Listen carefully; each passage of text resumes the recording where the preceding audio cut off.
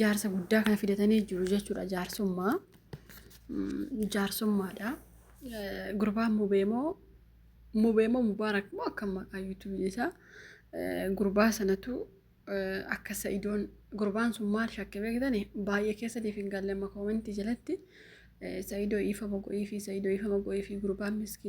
miskiina jettani. Haa ta'uuti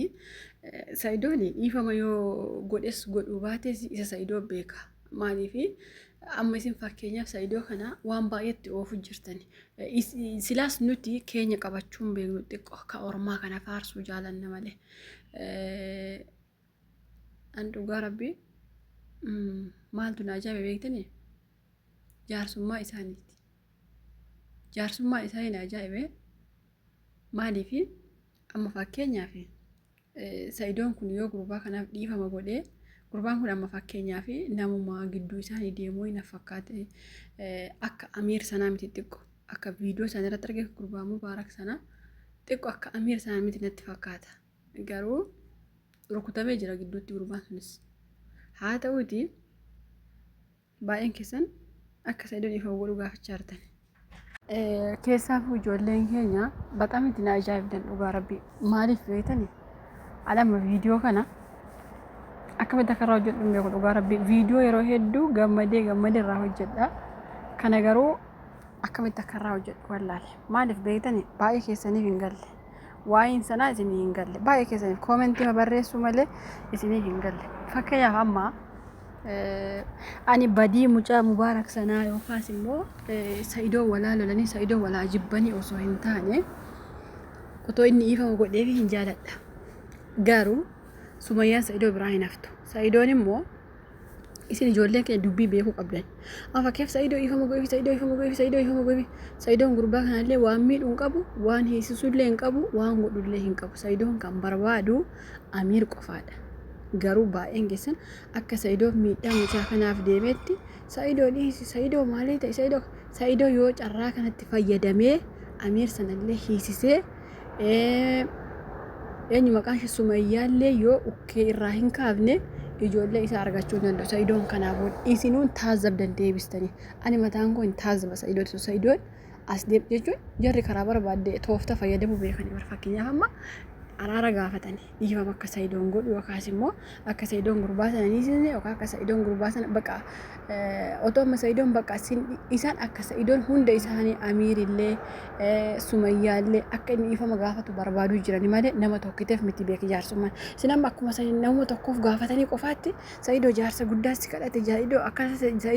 Sa'idoo kana okay jaarsa guddaa kabajamaa fidanii kadhate haa kadhatuyyuu malee harruma gaafatanii mire Sa'idoon yoo battaluma ol ka'e eeyyee ifama isiniif godhe jedhe Mubaarak sana qofaaf mubeesse mubeema maattan gurbaa sana isa qofaaf miti. Booda irratti immoo ani tokkoffaa maaltu na hiba beektanii? Namni tokko gaafa carraa argate jaarsummaa sitti baay'ata. Bakka dhiifama walii godhaa, hiriyaa walii ta'aa. Amma jaarsi kun akka hiriyaa walii ta'aa akkasumallee miti sana bakka waa baay'ee gorse. Gaafa haalli sii mijatu gaafa ati kallattii tokko waa argattu jechuun dhugaa isinitti himaanii Sa'idoon osoo jaraa walii galee jiraate natti tola. Garuu Sa'idoon waggaa meeqa ijoollee isaa barbaadaa ture, waggaa meeqa ishee daawwaraa ture, bakka eessatti ishee barbaade har'a garuu carraa bakka isheen jirtu yoo argate dhiira akka isaa niitii isii har'aa fudhatu ijji bifinjii argate hinumaa yoo fuudhee mana hidhaa darbee isaan ikkoo maayifama gaafatan maa akkas jedhan beektanii maaliif inni isaan amma Sa'idoo jala akkas tojammaran maaliif jettanii Sa'idootu Amiirii hidhe. Sa'idoo Amiiriin fuudhee kachalleen buusisneere bakka jabummaa Sa'idoo argani. Dhugaa rabbi jabummaa Sa'idoo arganiitu bakka gurbaan kun nuun hiduu hunda kee amma yoona kana Sumayyaan amma maal jette Amiir hidhamee nadheen isaa maalii godha akkasan tasaa viidiyoo tokko gadhiiftee jirti guyyaa garuu hin afuufti. Sumayyaan mataan ishee kana albaatee duuteetti maaliif nikaa Sa'idoo qabdi bara har'a akkuma nuti teenyee albaanuu kana miti nikaan dhugaa rabbi sitti baay'ee keessan Sa'idoo akkas taate waggaa meeqa dhiifte.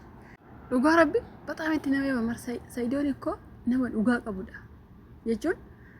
namni beeke gaafa ati injiraan biyya jabummaa kee gaafa arge bakka jaarsa kana fakkaatu eessaa fidatanii jaarsa kana kaasa jechuun Sa'idoon ifama go'aa fi gurbaa sanaaf garuu Sa'idoon Amiiriin gadi dhiifnaan inda'uun Sumayyaa mataa isheetti dabaluu qabu. dhugaa rabbi ijoolleen keenya amma akkuma baqa waan sumayyaan obsa baay'ee qabdi sumayyaan akkas taate sumayyaan waggaa meeqa guutuu Saidoo eegde sumayyaan akkana jettan sumayyaan ikkoo kallattii hedduun fayyadamaa turte dhugaa rabbi sumayyaan amma fakkeenyaaf roozaan sargii jettee miiliyoona 2 Saidoo irraa fuute eessa qatte sumayyaaf laatti bara inni garuu qarshii sanayyuu haafu jee dhiise ijoollee ofii osoo inni rakkatu ijoollee ofii ijaan arguu bare bar ijaan arguu hawwe bar ijoollee ofii nama ijaan arguu barbaade akkamitti jalaa hosti sumayyaa maaf jalaa hosti ijoollee isaa okay akka gibbii isaanii keessa dhaqee osoo amiiriin hin tuqiin dura otoo isheellee hin tuqiin dura ani sin barbaadu nikaa kiyya narraa buusi ijoolleen kee immoo kunootii maan jedhiin ijoollee isaa bara waggaa meeqa bara jechuun baay'een keessan ijoollee warri hin qabne sinitti dhaga'amu dhiisuu danda'a tarii Saidoo maalii dantaa isaatii dhimma isaa waggaa meeqa akkanaa adda ture har'a maasuma yaadatachuu dandeessan waggaa meeqa hin teenye bara Saidoo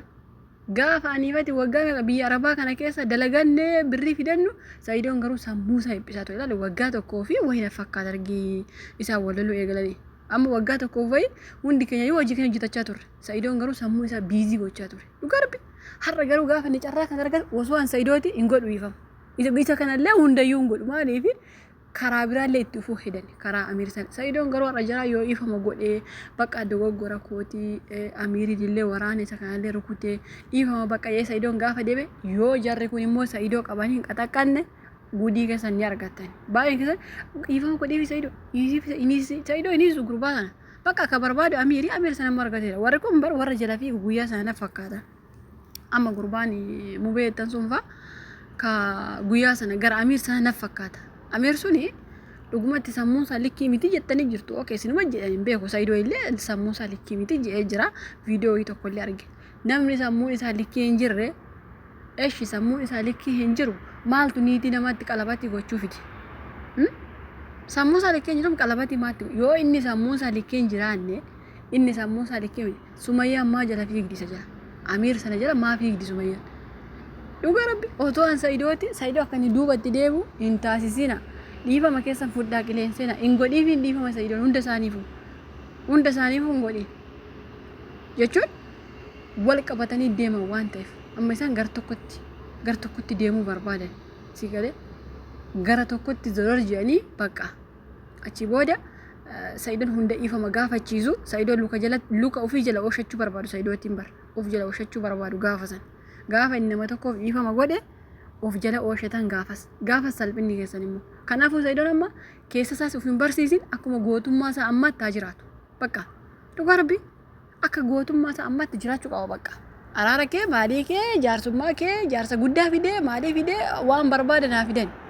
yoo barbaadan mootummaa biyyittii bushu deemanii kanaa fidan dhugaa rabbi nama waggaa meeqa ijoollee ofii hawwe akkamiin garaa jabaatan isaan yeroo baay'ee Oromoon bakka hundaatti garaa laafti amma Saidoo illee ni isa gurbaa sana yoo gurbaa fi rakkoon qabu isaan amma karaa amiirii fi karaa intaloo sanaa itti dhufan gaafas ka isoon Saidoo jalatti bushatan sigale har'a isaan keessa Saidoo maalummaa Saidoo jagnummaa Saidoo baranii jiru bar sodaatan jiru bar leencummaa isaa maal akka inni ta'e akkamitti akka inni isaan sagachiise baranii jiru bar kanaaf sodaachuu jiran akkasi bar dhiira jechuun dhugaa rabbi bakka leenca ta'e itti uf mul'ise bar kaan caccabse kaan ishee daake kaan waraanee achiyyuu baasee mana hidhaa ishee darbe hunda ishee itti agarsiise hojii itti agarsiise jennaan har'a garuu sodaataniitu bakka asumarra dhaabbachuu wayyaa hin gaaya Saidoo amma Saidootti jaarsummaa dhufan maa aqanii Sumayyaatti jaarsummaa bahanii yaa Sumayyaa namichi kun abbaa manaa keeti abbaa ijoollee keeti yoo ati jibbitellee yoo ati san jaalannellee ijoollee isaa haa arguu ijoollee isaa itti agarsiisi jedhanii maa aqanii jaarsummaa Sumayyaatti hin baane maa karaa Saidoo dhufani jaarsi har'a gara warra kanaa gara Saidoo dhufe gara Sumayyaa haquu hin danda'u miilisa achaqee Sumayyaatiin ijoollee itti agarsiise Saidoon ijoollee of ilaalu irra caala bar Saidoon kan inni maraate gibbii sana keessatti ijoollee kun itti agarsiise bar viidiyoo sana ilaaltanii toote ijoollee kun itti agarsiise bar lijoochi jechaa fi gabar isheen immoo ijoollee oksitee gootittiin kun abbaa manaa ishee as baafattee jechuudha albeetti laatte kana qiisoo kana agartanii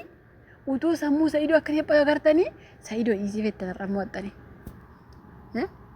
jaarsi har'a Saidoo bira taa'ee haqee Sumayyaa bira taa'ee akka ijoollee itti agarsiistu gochuu qaba eenyummaa isheefu Saidoo ifa gochuu qaba dhugaa rabbi hin looliinis homaas hin go'iin taa'uu qaba akkanumatti hamma ijoollee isaa argutti isaanuu gaafa sodaatanii ijoollee isaatti mul'isu jechuudha. Gubannaan Saayidoo isin hin gubne